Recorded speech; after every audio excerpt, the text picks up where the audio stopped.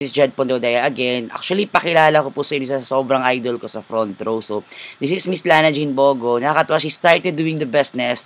Part-time lang po niya ginagawa. She's a student from WCC College and a nursing student actually. So, first car niya, dalawang Mazda. First car ito pula, then second car yung black.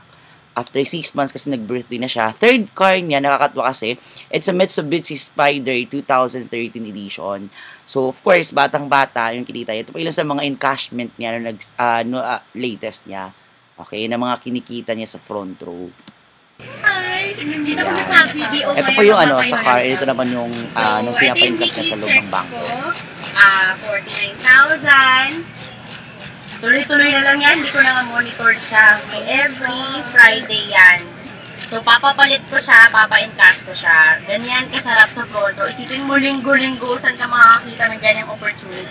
Hindi lang yan, kumikita na ako, linggo-linggo, double blessing pa kasi katulad niyan, kakabili ko lang ng third car ko. Hindi lang basta-basta kotse, sports car naman.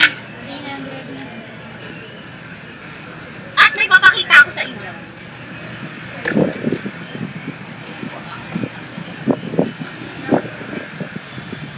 Diba, yan yung pangarap nating lahat, sports car na red. And malupit yan, babaeng may-ari. And pag nakikita natin yan normally sa mga Korean novela lang. Of course, dito sa Pilipinas, meron din. Diba? So guys, kung nagustuhan yung front row. Pero mag-front row ka na rin, grabe, nababaliw ako. May income na ako, 300,000. Meron pa akong bagong kotse. Diba? So you can contact me. Nandyan po sa yung number ko po. This is Jad, and welcome to front row. I'm very much willing to help you po to start the business.